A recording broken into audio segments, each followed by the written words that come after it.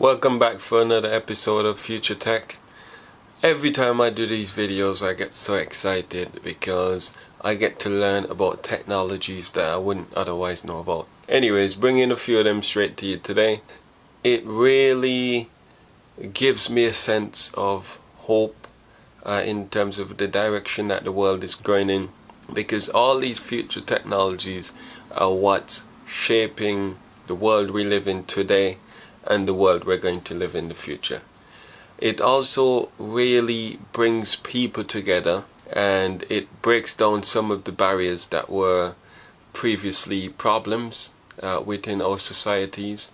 Anyways, I'll get straight into it. First one on the list, I have Archimoto. Archimoto is one of these companies I find to be very interesting because of what they're doing for the future, the way they've broken down the problem they're trying to solve and really go for it. All their vehicles are built on a single platform, and they do come or target different markets. So for example, they do have the Deliverator, which is targeted towards goods delivery and probably food delivery. But if you just look at the number of different applications, especially what we saw through the crisis, the need for delivery vehicles have really propelled itself forward. And fortunately, Archimoto was in a position to capitalize on some of that. They haven't been able to reach peak production, but they're working on it. They do have one called the Rapid Responder as well, which is going to be used for response units such as fire departments, and I'm guessing as well that could probably be used in situations after these natural disasters, you can imagine, that would disrupt people's lives and would prevent the facility of having petrol powered vehicles. Usually you do have limited energy supply, and I think these type of three-wheel vehicles would be able to get the most out of a limited supply of charge. Okay, so that's one of the advantages that you'd probably get there, and I'm really excited to see what else Archimoto can come up with in the future. But I do think that they're currently working on changing the way we see and view urban mobility. So if you look at it though, it's really exciting, really interesting, much safer than a traditional two-wheel motorbike. And if you listen to most engineers, they would tell you that the first preference for an electric platform would be a two-wheel vehicle. But if you're unable to get a two-wheel vehicle, then a three-wheeler would be the next best option.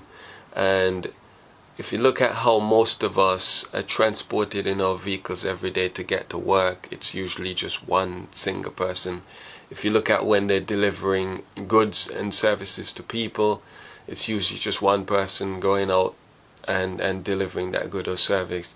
So it's really, if we look at the traditional motor car, it's inefficient to be built for so many passengers, and most of the time it's just one person sitting in there. So Archimoto is really looking to solve this kind of problem. And yeah, if you really check it out, really cool looking vehicle. I can imagine being in a tropical country like where I'm from, in the Caribbean or somewhere in Africa, driving around on one of these and just really living life and being able to enjoy the atmosphere, being able to enjoy the experience and just adventure. So yeah, really interesting one, Archimoto. I just wanted to bring that to you quickly, just show you exactly what some of these the problems some of these companies are trying to solve. And the only one I see to be as interesting as what Archimoto is doing is the stuff I've seen from Aptera, which I've done on one of my Future Tech videos previously. So they're really exciting and interesting companies. If we look at modern aviation, one of the limiting factors we've had for getting away from fossil fuels is the energy source.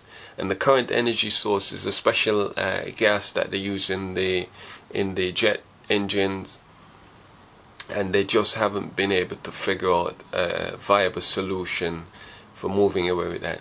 But one of the things that they've been looking at, some aviation companies and engineers, they've been looking at using hydrogen as one of those sources. Now, hydrogen is basically a highly pressurized liquid composite of hydrogen atoms. I'll quickly show you what Airbus has been working on.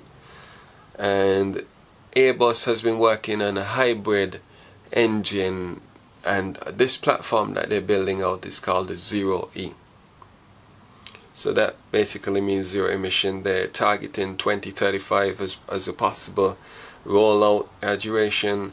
I'm not sure I like some of these designs, but I do find it to be an interesting concept, and if they can really pull it off, it will help us to get to a more sustainable future in any case.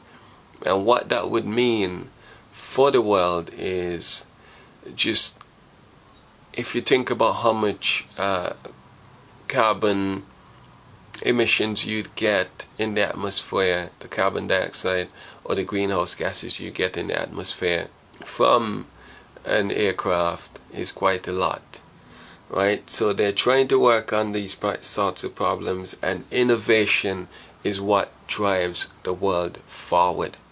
And that's exactly what I'm targeting. I'm looking at these future technologies and really trying to pick apart the functional benefits that we'd get from all of this. Because it's important to know that it's not every situation would present usable and viable future technologies. Yep, so not too exciting, that one, but I still do like the innovation the direction of innovation we're heading in. So just a quick one for you. The final one on the list is a company called Haptics. This company has been really focused on several different things. So the ability to control robots, to control robotic arms for doing specialized tasks. Gaming is another sector as well. So I'll just quickly take you to their website and just quickly take a look through some of these. So really futuristic looking, really like it. But currently the technology is not yet ready for commercializing for the average person. So it's really designed currently for just commercial use because of how bulky they are, but it's supposed to give you a true sense for what you're interacting with.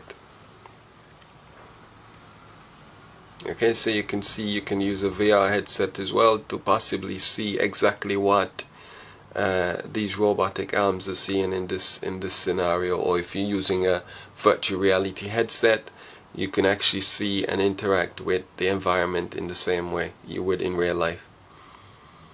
Okay, so also they use some of the most popular gaming engines and platforms. So Unity, Unreal Engine, and it calls out Steam VR here as well. So really important technologies as well.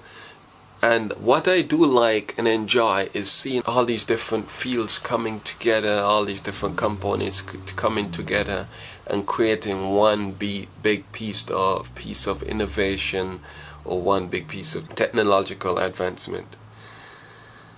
So if we just take a quick look at some of virtual reality is one of those things they're working on. So it gives you a true sense for what you're interacting with, so you can feel it. There you go. So they're demonstrating you cranking a mechanical arm there, one for driving, it's showing you there as well, and just really interesting anyway. Robotics, I think that's just where you're controlling a robot. So I'll just quickly show you a video. So there you can see that person interacting with the robot using the Haptics glove, and you can really get a sense, realistic feedback as well. You can actually interact with it. Yeah, it's really interesting. Look at that. If you think about how precise the controls have to be in order to allow that to happen, and as time moves on, these technologies will become better and better and just improve the way we interact with virtual reality or even real life, which you can see here. You can possibly see a future where we're controlling, a surgeon has to perform surgery and they can be able to perform that surgery remotely. As we know, remote working is becoming more and more important in our current lifestyle. Anyways, I'm really excited and always look forward to finding out what the future holds for us, being able to predict what might be coming next. Some of the interesting things I've been looking at the moment were VR, virtual reality, augmented reality, image processing. So image processing where it relates to autonomous driving technologies, because I do believe that the future is going to be much different to the one we think today. We think about a future where we have flying vehicles or some kind of eVTOL, vertical takeoff and landing vehicles, where you can have multiple passengers in there for taxiing. Autonomous vehicles, you request a pickup or drop off at a certain point, that vehicle comes for you, no driver in the front, it can go off, pick you up, drop you off, no problem. Okay, you can relax, you can listen to your music, you can play games, you can watch movies, whatever it is. That's the kind of future that we're going to be aiming towards, and it's really exciting. Some of it, of course, some of it is scary because it's an unknown. If we think about the number of things that can go wrong, networks can be hacked, and again, that's why all these different sectors are so important in coming together to solve these problems in a systematic way, right? Very important. Anyways, thanks for watching again. Taviz Livity, bringing to you again another episode of Future Tech. I'm out. Boom.